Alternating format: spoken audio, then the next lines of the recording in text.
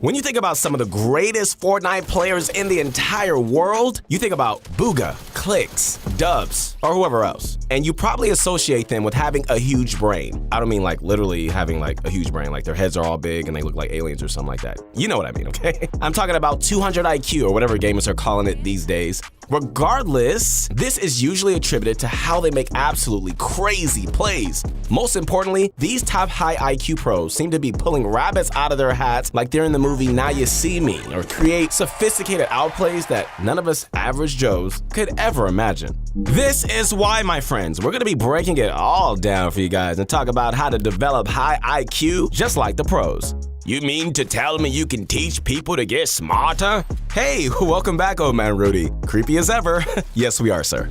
What's going on, guys? This is your guy. That's right. This is your friend. I'm your #1 fan, Keith Allen. What is going on? I want to let you know right now. I know some of you guys have been saying, oh, the sky is the limit. The sky is the limit in Fortnite. Listen, the sky is not the limit in anything that you can do in your life. This is going to be the best year of your life. You guys ready for that? Are you ready for that? But you got to believe it first. We believe in you, so keep going. Connect with me as soon as you can on my Instagram. I would love to hear from you. So today I am so excited. I hope you can hear it in my voice, like genuinely excited about this video, because no matter how skilled you are, from complete bot, which there are many of you out there, no shade on you. If that's you, I'm glad that you're here. We're all trying to grow. To top competitive performers, hey, we all have room to grow. This topic is just one of those things that I think you're really gonna like what we gotta say. Speaking of liking things, what a coincidence. That's so weird. Why don't you like, wink wink, this video? Just an idea. You guys know the drill. It takes literally a second and it tells us that we're doing a good job. We put a huge amount of time to deliver daily videos, and all we ask in return is some love in return. You know what I mean?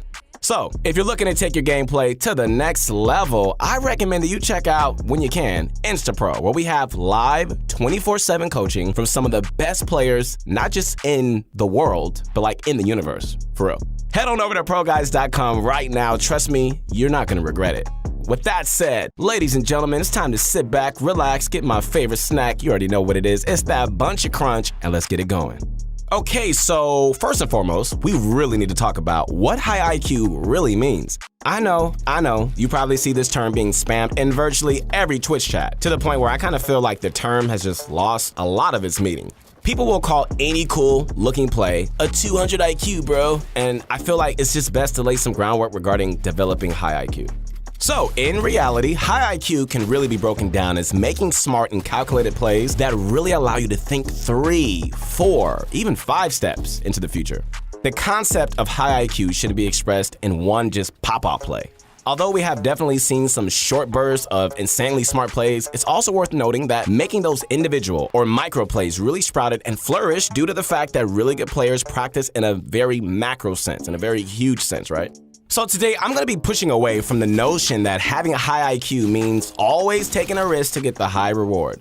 The real smarts come when you assess when that award greatly exceeds the potential risk that you may experience. Some of you guys are like, what the heck did he just say? You guys know I love using analogies, so here's another one. If you want to build a tall and beautiful building, which is your Fortnite abilities, you're gonna have to lay an equally beautiful and large foundation to build on. And guys, the foundation is this video. To get a better idea of what I mean by smart and calculated plays, let's talk about picking your battles.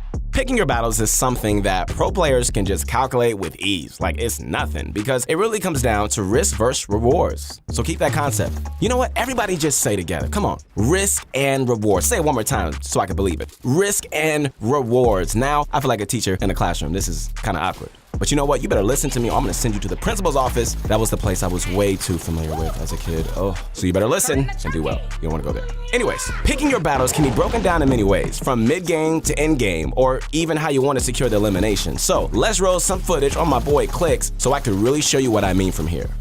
Right at the start, Clicks is getting ahead of the zone and making his tunnel rotation. On his way to safe side, he stumbles across another rotator and instantly places a floor and cone to gain control of the situation. Here is where our first decision comes to play. Does he decide to go for the edit and commit to the fight, or continue making his way to zone? Well, let's see. He hasn't been contested or spammed by anyone else so far, which leads Clicks to believe he has an opportunity to 1v1 this guy. Also, if you guys can tell, he's chilling on the mid ground, which means he won't have to worry about low ground warriors that are trying to make their way back to the safe zone. Also, if you look here, they aren't high enough to realistically have to worry about people that are contesting high ground. All in all, seems like deciding to get aggressive here is safe, but Clix only has a split second to decide this. Let's see what he ends up doing.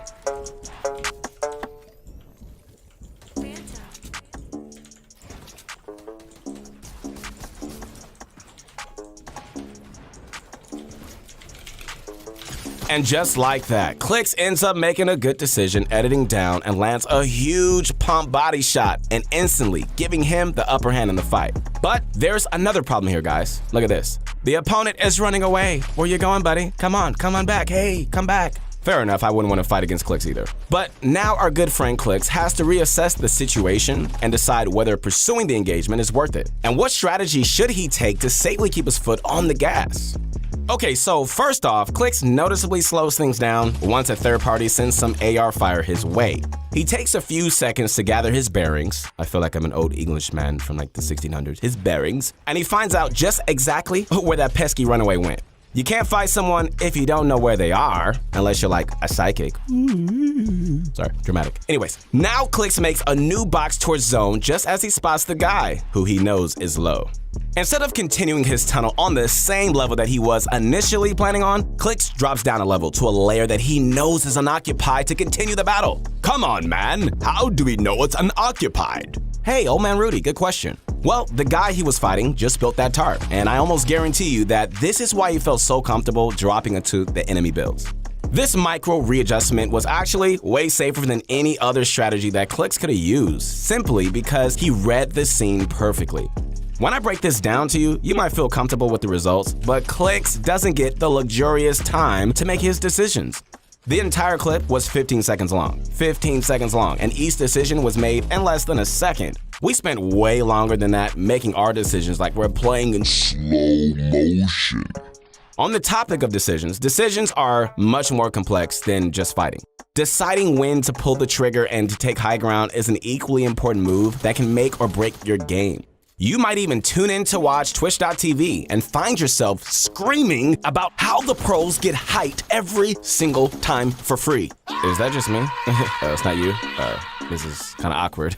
Anyways, high ground can look so easy when a pro does it, but it's just so much more difficult when you and I try to do it. Here, let's take a look at Sean as he clutches an insane trio in-game clutch with no other teammates alive. Sean plays his role very cautiously, as one should. He's trying to rack up the placement points with a bit of luck so he can win that epic victory royale. Boom! 1 kill. Once he gets the thirst, the first thing that pops out in my mind is that there's a launch pad on his dead body. Sean seems to notice this too. Good for you, Sean. As he's making a desperate attempt now out of the 10 ticking zone. Uses the launch. Height is clear, and he snags it. This is a really good opportunity, which was only able to come to fruition because he had the awareness to stay calm, and he realizes that he had the launch pad. Most of you guys, myself included, can't count me out, simply just don't have the awareness sometimes to put ourselves in situations where we can just take the high ground and put ourselves in spots to actually get that dub. This, my friends, is what separates us from the best in the world. They wouldn't be called the best if they didn't have the goods to back it up. But you know, if you're still feeling uneasy about taking height, hey, I got a solution for you. Let Bugha show you another alternative. All you gotta do, which is really simple, okay? Really simple. Just kill the entire lobby before zone start.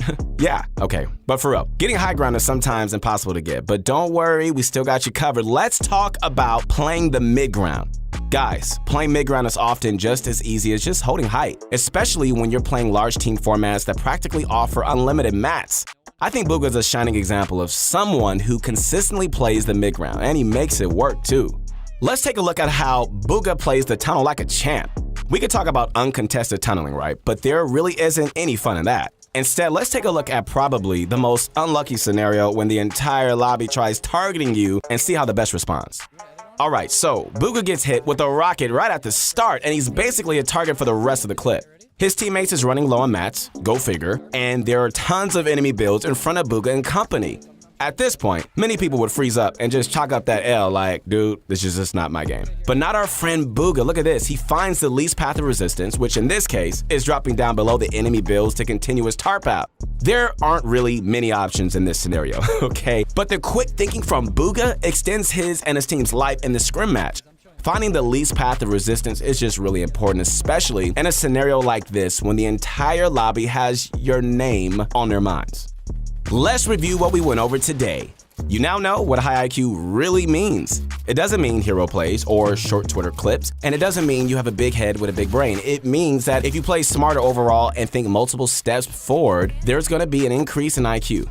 With that, you're going to be able to pick up your battles wisely. Yes. See Clix's reference and how he uses his huge cranium to put himself in a more ideal spot to confirm the limb.